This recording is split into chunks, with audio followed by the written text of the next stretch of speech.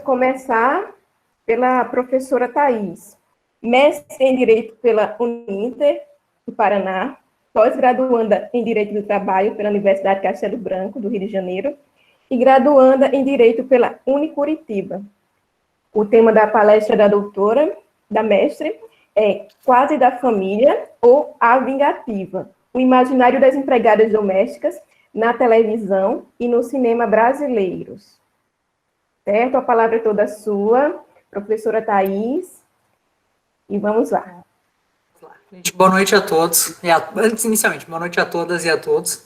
Agradeço muito o convite. Primeira pergunta clássica de videoconferência, todo mundo está ouvindo bem? Consegue ouvir bem? Muito bem. A minha área de formação é em Direito. Eu estou me embrenhando agora para a História, né? Gosto muito de estudar a formação de pensamento, estudar a formação de conceitos. Um tema que eu queria discutir um pouco com vocês hoje, apresentar um pouco e, na sequência, discutir com vocês, é algo que vem permeando as minhas pesquisas, os meus estudos, as minhas leituras, e especialmente as minhas angústias nesses últimos anos, nesses últimos 10, 15 anos, que é a forma, ou não só a forma, as muitas maneiras como se vê a figura da empregada doméstica, né, esse sujeito, esse indivíduo, essa entidade que é quase onipresente na sociedade brasileira, que é a da empregada doméstica. E é sempre muito interessante, e eu faço essa ressalva, ainda que ninguém, ou quase ninguém, nunca tenha me perguntado por que você fala empregada doméstica e não empregado ou doméstico no sentido mais amplo, especialmente quando a gente trata de questões jurídicas, né? A jurista adora colocar as coisas em gênero masculino, não gosta de nada neutro, enfim, gosta de deixar tudo muito bem delimitado, mas, primeiro, quando a gente fala empregada doméstica, a maior parte das pessoas associa muito rapidamente a figura, né, de uma pessoa que trabalha no ambiente doméstico, na casa, trabalha com limpeza, com organização, cuidado de crianças, ajuda e auxilia nos cuidados do lar ou num ambiente muito íntimo. Não parece ser muito difícil associar isso. Mas especialmente me angustia essa relação, e já coloco por que isso também me angustia na forma como se representa isso artisticamente, enfim, em várias formas não reais, porque nós temos uma presença muito grande da figura da empregada doméstica no Brasil. Vale lembrar que o último dado do IPEA, que é de 2016, por incrível que pareça, é o mais atualizado que a gente tem. Não temos mais pesquisas domiciliares recentes. Cerca de 17% das mulheres que trabalham são empregadas domésticas. Então, se a gente pensar toda a força de trabalho do Brasil, a gente não está falando, assim, de faixa etária, está falando de mulheres. Pensem nas mulheres que vocês conhecem, que trabalham, uma a cada 5 é empregada doméstica, né? E daí a gente pensa, absurdamente, projetando isso para a nossa vida, né? Se vocês conhecem proporcionalmente poucas empregadas domésticas, quer dizer que vocês estão num mundo muito privilegiado, né, no qual essas pessoas não estão aparecendo. Por outro lado, talvez valha a pena a gente olhar para essas pessoas que a gente conhece e observar se na casa delas não tem alguém que faça esse serviço. E é muito provável que isso aconteça. E isso é tão invisibilizado que a gente nem nota, nem mensura, né? Eu acho que esse é o primeiro ponto, a gente tem que se perceber como imerso nessa realidade. E especialmente quando a gente olha para a representação, seja da literatura, seja do cinema, seja da novela, seja, né, da propaganda, enfim, todas as formas ficcionais, criacionais que a gente tem dessa representação, elas, de alguma forma, elas representam, se valem de uma noção bem genérica que a gente tem, que é historicamente construída. Não vou entrar uma grande digressão sobre história nisso, que eu adoro, mas pode ser um pouco enfadonha para alguns, mas especialmente pensar que a figura da empregada doméstica, ela é muito associada a isso, não precisa ir muito longe para pensar, ela é fortemente associada à figura da criada doméstica, lá da iaiá, da empregada, da mãe preta, né, da cozinheira que vivia lá na casa grande, né, se a gente for tentar colocar isso em categorias bem definidas e bem fáceis da gente reconhecer aquela ideia da casa grande, o contato que ela tem com a senzala é a empregada, a cozinheira, a lavadeira, a pessoa que carrega a água, enfim. E esse imaginário, essa noção que a gente tem, é claro que ela contamina, né, seja para o bem ou para o mal, ela vai de alguma forma permear tudo que a gente trata, fala, vive acerca da figura da empregada doméstica. A maneira como a gente trata a legislação trabalhista, como a gente trata legalmente, juridicamente a figura da empregada doméstica, é resultado direto, objetivo. Isso é, enfim, muito, muito, muito fortemente associado. Não é por acaso que a gente tem uma legislação que só vai entender que empregada doméstica é tipo mais ou menos quase que parecida com qualquer outro trabalhador e que pode, talvez, quem sabe um dia vir a ser garantido direitos para ela, e a gente tem isso há ridículos 7 anos. Né? Se a gente for pensar em efetivação disso, é muito menos tempo. Então, desculpe, é evidente que essa representação ela é muito forte. Se a gente olha para as figuras, né, isso, vamos pensar, é como que vai ter influenciado o legislador, como que o direito vai tentar tratar, como que os juízes vão julgar, como que a gente lida com tudo isso. Mas o que me chama muito a atenção é que, independente das eventuais... consegui agora engasgar com a água, foi ótimo. Independente do que a gente possa observar de avanços ou não avanços de garantia jurídica, trabalhista, seja pelo reconhecimento ou não que a gente possa ter pelos tribunais, seja qual for coisa do gênero, se vocês pararem para pensar em tudo que se usa, ou todas as empregadas que a gente já viu, todos os personagens de empregadas que a gente já viu em novela, em cinema, na literatura, seja o que for, elas estão enquadradas em pacotinhos muito bem definidos.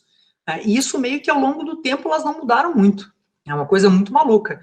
Porque é claro que a gente tem essa visão aí, essa relação escravista, tá? Vamos pensar dessa forma. Isso é mais ou menos pré-estabelecido. Essa imagem, ela vai sofrer uma mudança, não sei se essa mudança, ela passa por uma lapidação ali nos anos 20 e 30, né, com uma visão mais modernista, aquele discurso bonito do Gilberto Freire, do Sérgio Buarque de Holanda, do Lins e Silva, do José Lins do Rego, do Carlos Drummond de Andrade, que vão ali nos anos 20 e 30 com a antropofagia do modernismo, dizer, não, o Brasil não tem esse negócio de luta racial, todo mundo é feliz, né, os brancos, os pretos, azul, cor de rosa, verde, amarelo, alienígena, ET, todo mundo junto, a gente se abraça, forma uma nação junta, é uma coisa linda e maravilhosa. E daí isso meio que transforma e congela duas figuras que são muito facilmente reconhecíveis, e assim, 99% das empregadas que vocês virem em qualquer representação literária, de conto, e que eventualmente a gente mesmo, eu digo vocês, a gente mesmo, ao se referenciar a figura concreta, tipo a pessoa que vem na tua casa limpar o teu banheiro, por exemplo, se enquadram nisso. Ou ela vai ter o estereótipo da gostosa, da mulata gostosa, de bunda grande, coxuda, que vai seduzir, né? Até coisa de uns 15, 20 anos, aquela figura que vai iniciar sexualmente os meninos da família. Pode ser chocante, especialmente para quem tem menos de 20 anos, imaginar que, meu Deus, ela está falando de uma coisa que aconteceu no século XXI. Sim, eu posso dizer e afirmar categoricamente, eu conheço pelo menos uns 5 caras da minha faixa etária, eu tenho 39 anos, que a primeira relação eles tiveram com menos de 13 anos com uma empregada doméstica, na casa deles. Então, não é tão absurdo assim. Ou a outra figura que é a mãezona, né? Aquela que cria, é aquela figura, né, que cozinha, é aquela que faz aquele teu mingau de papinha do Nestogen com banana e não sei o que lá que você come, é aquela que se a criança não come cebola, separa no soufflé uma parte que não tem cebola para a criança comer e faz uma marquinha, aquelas coisas todas. E tudo isso de uma forma muito interessante, porque ali nos anos 2010, quando começou a ser mais efervescente essa produção e essa discussão sobre mudanças, avanços e conquistas para direitos para as empregadas domésticas, essa discussão apareceu, ou ela passou a ser um pouco mais visível também na ficção. E a gente tem 3 exemplos que eu acho muito interessante, eu sempre trago isso quando falo desse tema, que é a Avenida Brasil, novela Avenida Brasil, que recentemente foi reprisada, enfim, no horário da tarde, As Cheias de Charme, no mesmo período, né? A novela das 9 a gente tinha Avenida Brasil, na novela das 7 As Cheias de Charme, e em paralelo na novela das 6 tinha Lado a Lado, que eu não vou até comentar muito dela, porque ela, enfim, em termos de Ibope, ela foi foi historicamente a novela das 6 com o menor Ibope da história da Rede Globo. Então, assim, ainda que em termos de crítica tenha sido genial, a galera não gostou muito da ideia, de ter uma personagem que era uma empregada doméstica negra na virada do século XIX para o século XX, que trabalhava com uma francesa e se redime a partir das artes. A galera não achou essa narrativa muito interessante, o negócio é que ela tinha que, sei lá, ser estuprada, passar por alguma coisa muito terrível, a galera não gostou da ideia da Camila Pitanga simplesmente ser feliz na história. Não dá certo. Só para você ter uma ideia, em paralelo, 2 novelas antes, na Chocolate com Pimenta, se não me engano, o personagem da Mariana Ximenes passava por uma trajetória muito parecida. Ela é a menina anterior que vai trabalhar na casa do cara, do fulano lá, acho que era o Ari Fontoura, que introduzia ela nos estudos, e ela virou uma pessoa super importante, ela volta feliz. Mas ele é loira do olho azul, né? Então é claro que... Não é que é claro.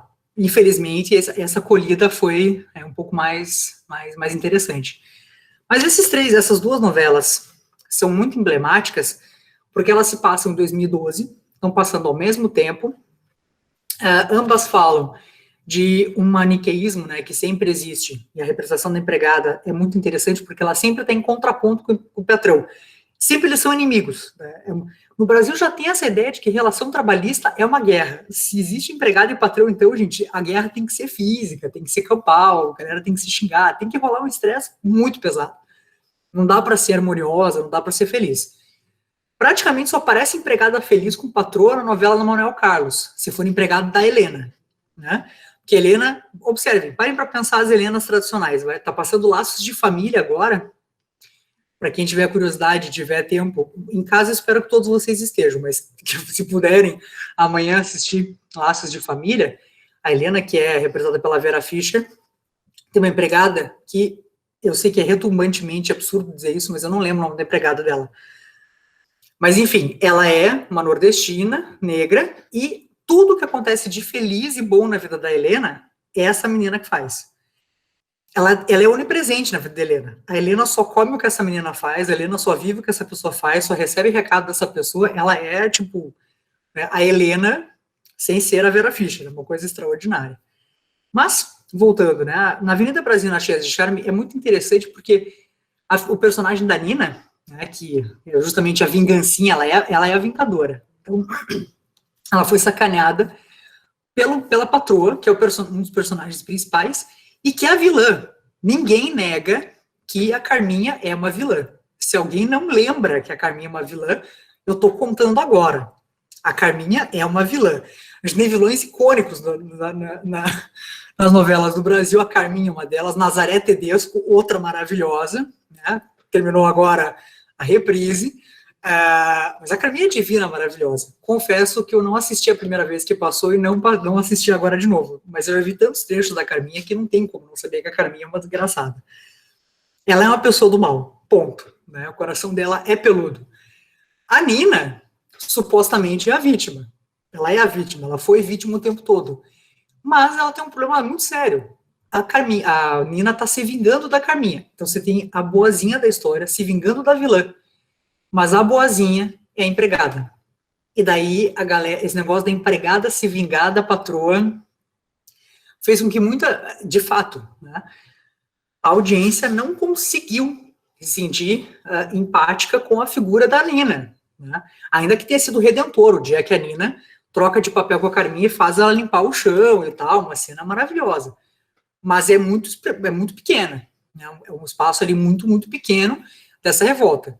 E detalhe, uma coisa muito interessante e importante, sempre que a gente pensa nessa representação da empregada, ou quase sempre, a empregada só se torna feliz, ou ela só se redime, ou ela só ascende socialmente, pessoalmente, seja o que for, se os patrões desaparecerem ou tiverem algum tipo de punição. Já perceberam isso? É uma coisa muito maluca, assim. Não dá para simplesmente a empregada deixar de ser empregada e ser feliz. Né? Aliás, essa frase por si só já define o quanto isso é horrível, né? Ela deixa de ser empregada e ser feliz. Ela não pode simplesmente deixar de ser a empregada daquela pessoa horrível e tocar a vida dela feliz, né? Ou sendo empregada de outra pessoa, ou casando com um mocinho, ou fazendo qualquer outra coisa.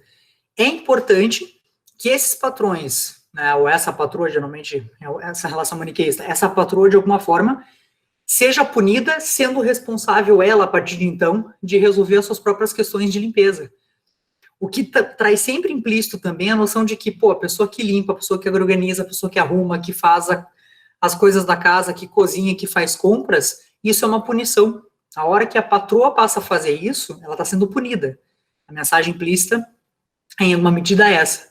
Então, vejo, na colocação ali, né, numa dinâmica que teve um ibope gigantesco, um acolhimento enorme, uma novela das 8, que tem um potencial de penetração na sociedade brasileira muito grande, especialmente naquele momento, em paralelo a uma discussão que estava naquele momento acontecendo da PEC das domésticas, também ensejou uma série de artigos, uma série de manifestações em jornais, em redes de comunicação midiática, enfim, internet, Cabal A4, que tratavam justamente de dizer, olha, calma, tá mudando a legislação, mas com vocês não vai acontecer com a Carminha e com a Nina. Calma, não vai ser assim. Se vocês tiverem curiosidade, busquem, assim, os artigos em geral, né, assim, apareceu um monte de dica, um monte de blog, como legalizar sua empregada, como patrões vão se adaptar, né, como ter uma empregada legal, umas coisas assim. Né, o que surgiu de empresa e de negócios a partir disso é uma coisa estonteante, porque realmente o olhar era, o patrão agora, coitadinho, ele está sendo atacado por essa coisa horrível que é essa legislação, que está equilibrando. E vejam, do ponto de vista do jurista, a gente fala, a gente estava equilibrando uma relação que era desequilibrada. Do ponto de vista patronal, era, olha, tá vindo o Estado se meter numa relação que é entre eu e a pessoa que está na minha casa, essa pessoa que é quase da minha família, que está aqui há 15 anos, que eu conheço os filhos dela, que eu conheço o marido, que eu vi crescer essa pessoa, que eu ajudei a pagar o dentista, que eu paguei o colégio, alguma coisa do gênero. Esta pessoa viu o Estado agora dizer que eu tenho que fazer um contrato com essa pessoa. Que coisa absurda, como é que pode ser uma coisa assim? Né? Então, essa relação, ela sempre é bastante conflituosa. Então, além da realidade que é, por natureza, conflituosa, a ficção demonstra isso. Por outro lado, a novela das 7, momento mais light, passava lá as empreguetes, né? Então, você tem outras 3 representações de empregado também bem interessantes. A menina que foi criar, a filha da empregada que foi criada junto com a família, e se acha parte da família, que é a Isabel Drummond, né? E daí ela foi criada junto com os filhos da família, ela acha que é da família, só quando ela cresce ela percebe que ela só estava ali junto, ela era, né, ela estava só assessorando as crianças, ela não estava exatamente participando. Então ela é uma figura que tem esse choque de realidade. Temos uma figura que é a clássica, que é representada pela Thaís Araújo, que é a negra que mora na favela, tem um marido irresponsável, a vida dela inteira desgraçada, né? Enfim, mas ela mesmo assim trabalha, dá um duro e ela é feliz e ela vive as coisas dela. Uma menina, que é a Leandra Leal, filha de um pai solteiro, que trabalha num outro negócio, que tem um negócio próprio, que seria uma classe média remediada, né, nesse período, mas ele tem um revés financeiro e dela decai e passa a ser empregada doméstica. E é sempre muito interessante, né, ou bastante interessante perceber que tem muita essa ideia de queda, né, a empregada doméstica é o último recurso triste da pessoa que não consegue fazer mais nada, que também traz a ideia implícita, para ser empregado doméstico você não precisa fazer muita coisa, só fazer o que você sempre fez, né, que supostamente todo mundo sabe arrumar a cama, supostamente todo mundo sabe tirar lixo do banheiro, supostamente todo mundo sabe cuidar de si, só que a gente, obviamente, para que todo mundo que vive no mundo real sabe que nem sempre é assim. Qualquer atividade para que ela possa ser feita de maneira adequada, né, especialmente a gente vai falando do caráter profissional, demanda algum tipo de conhecimento específico, algum tipo de treinamento, alguma expertise. Se a gente tem uma categoria profissional que é vista como uma representação pura e óbvia de uma parte da vida, por que a gente vai valorizar isso? Eu estou só pagando alguém para fazer uma coisa que eu não faço, porque eu não gosto, porque eu não quero, porque cheira mal, porque eu não tenho tempo para fazer isso. Né? Então, essa dicotomia sempre é muito interessante. E a ficção usa isso de maneira estonteantemente bem feita. Né? É muito raro se colocar a figura da empregada doméstica como alguém inteligente, ou mesmo quando tem aquela, né, a empregada criativa, por exemplo, a empregada da dona Helena, né, da agora do Laços de Família, por mais que ela seja maravilhosa, toda essa expertise, essa criatividade, esse jogo de cintura que ela tem, não é porque ela é empregada, é porque ela teve uma vida que levou ela a ser assim. Né? Não é porque ela é uma excelente profissional. A relação nunca está aproximada à vida dela. Então, sempre isso causa, né, isso reforça essa dicotomia, essas crises que a gente tem o tempo todo nessa relação. Ela é uma relação conflituosa, ela está aí constantemente em embate, é uma coisa realmente bastante crítica. E, por fim, a terceira colocação que eu faço, e não quero me estender muito até para não extrapolar o meu tempo, uma outra obra que logo depois da aprovação da PEC, que é de 2015, um filme que, inclusive, foi indicado para uma série de prêmios, foi bastante emblemático a indicação dele, porque foi bem no período da discussão do impeachment, e daí boa parte dos membros do elenco, da direção e tal, quando participavam de eventos, faziam, enfim, colocações acerca do impeachment, e isso causou uma certa perturbação em algumas pessoas, que é o filme protagonizado pela Regina Casé, Que Horas Ela Volta. E a história é bem simples, assim, é bem simples, a história é muito legal, muito maravilhosa, mas justamente é isso. Você tem uma mulher que veio do Nordeste, né, esse contexto de migração geográfica, enfim, ela veio do Nordeste, vai para São Paulo, se torna empregada doméstica, ela é empregada da família, mora na casa, né, aquela figura bem quatrocentona, bem aristocrática, bem típica, né, da representação de empregada doméstica.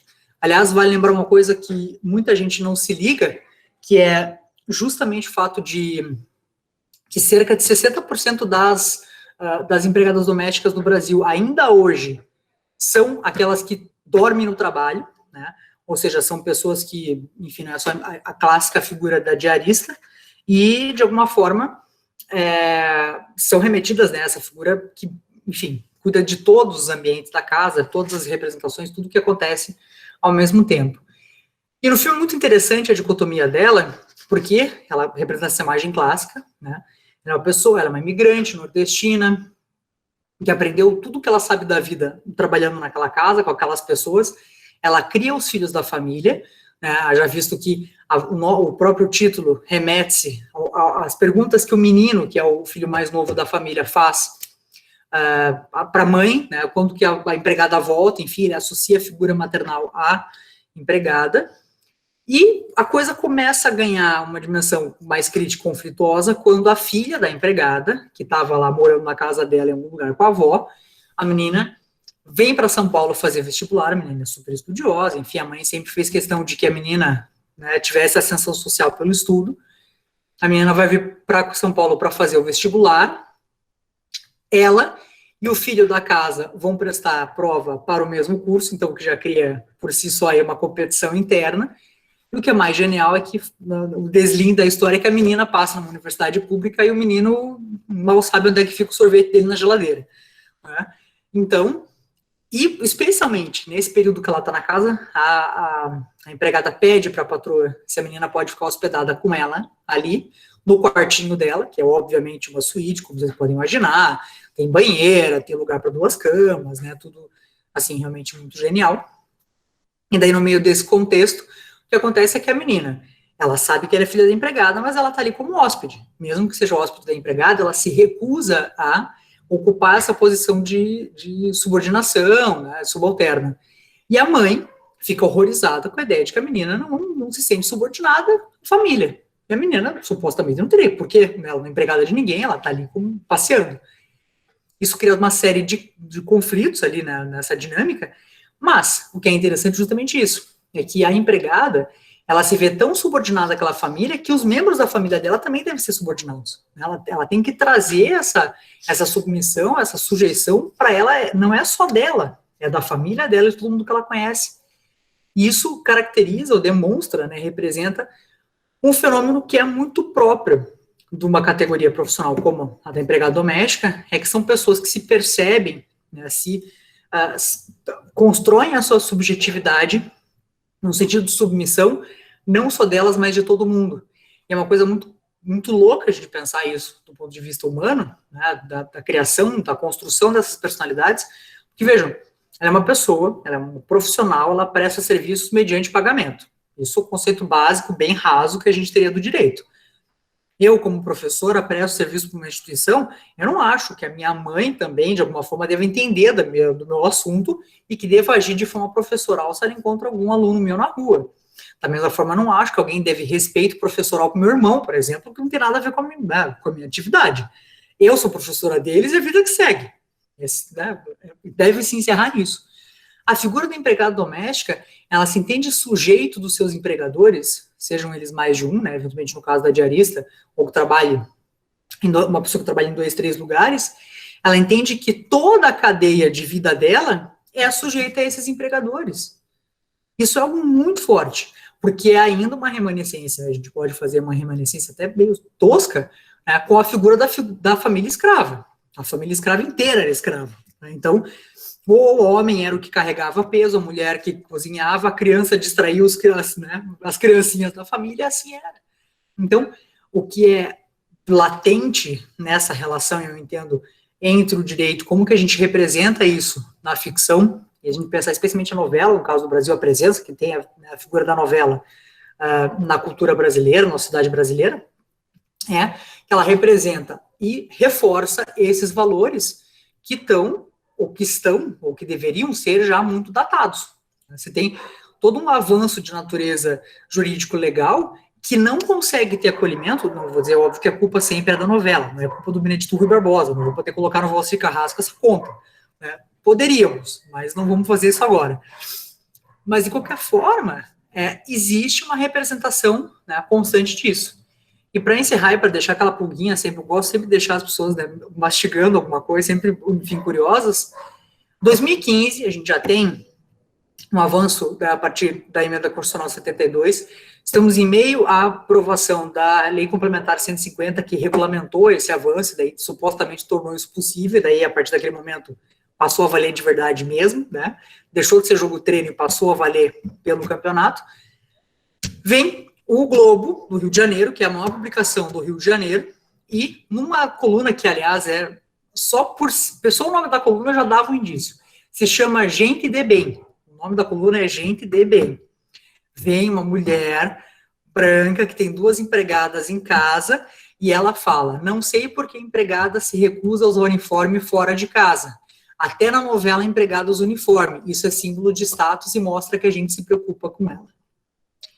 Esse era o subtítulo e ganhou uma repercussão enorme, uma discussão gigantesca acerca dele.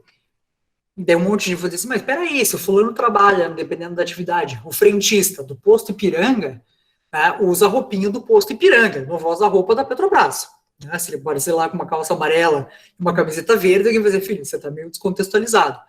Ninguém acha suposta, e a discussão naquele momento foi essa, ninguém acha estranho o frentista do posto Ipiranga usar o uniforme do posto Ipiranga.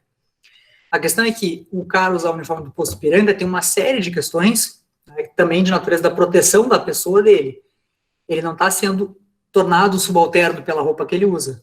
Agora, se você entrar numa lanchonete, no McDonald's, e vir uma mulher sentada com um vestidinho preto, com aquele aventalzinho branco, meia branca e sapatinho de boneca, você vai achar ou que ela é um cosplay muito mal feito de algum personagem japonês totalmente fora de contexto, ou que ela é uma empregada doméstica. Né? E não vai ser, se você vir um frentista sentado ali do lado, você não vai pensar, nossa, coitadinho, triste dele, que tem que limpar a mão de graxa na calça. Ou, puxa, tá protegendo a roupa dele. Se você vir uma empregada vestida de empregada sozinha, sentada no McDonald's, você vai pensar, por que ela não tirou essa roupa para vir aqui? Ela tem que ficar mostrando esse tipo de coisa. É sempre, ou quase sempre, uma representação de uma relação subalterna. Né? Esse desenho da empregada com a roupinha é de mostrar que você tem um status, né? A família que emprega ela tem essa... Imagina, sinceramente, eu nunca entrei na casa de alguém que tivesse empregada com roupinha de empregada, né? Fantasiada de empregada. Todas as pessoas... Eu conheço gente que tem empregada que mora 1000 anos na casa. Mas essa figura global, né, essa coisa da Globo, eu nunca vi. Mas é óbvio que existe. A gente sabe que existe. E se no segundo jornal de maior circulação do Brasil, que é o Globo, uma pessoa se achou no direito de vir fazer um artigo e defender isso, me parece que existe de fato. Agora, coisa de 2, 3 anos, né, a ensejo das inúmeras 1000 manifestações que a gente teve de todos os lados possíveis e imagináveis do planeta, ideológicos, quando vem alguém, você tira a foto lá da Fernanda Lima, passeando com as crianças e a empregada vestida de branco atrás, né, causa aquela comoção. Por que a empregada está assim? Por que está assado? Por que está junto? Eu fui há 1 ano e meio no aniversário de 1 ano da filha de uma amicíssima minha, de anos, uma amiga minha do colégio. Ela e o marido são médicos, então aquelas festas assim, né? Uma festa de médicos feita por um bando de outros médicos num buffet infantil super badaladíssimo, né? Então tinha um bando de crianças filhas de médicos. Você pode imaginar uma festa de criança de um bando de médicos. É, né, algo bizarro. O corona com certeza não surgiu lá, não teria surgido, não teria circulado com a mais absoluta certeza. Segurança sanitária ali, né, grau máximo. Mas tinha, além das recreadoras, que estavam obviamente identificadas como recreadoras, porque elas usavam roupas super coloridas com a marca do buffet, né, da recreação, eu cheguei a contar. Tinham 15 mulheres vestidas inteiramente de branco, que eram babás, ou acompanhantes das crianças. As mães sentaram, comeram, beberam, enfim. As pessoas estavam lá para isso, estavam lá para isso. Isso por si só é ruim? Não é ruim. É óbvio que não é ruim, né? Eu não encontrava uma pessoa há 2 anos e meio, e se ela não tivesse uma babá, eu não teria tido oportunidade de conversar com ela, porque ela tem uma criança de 6 meses.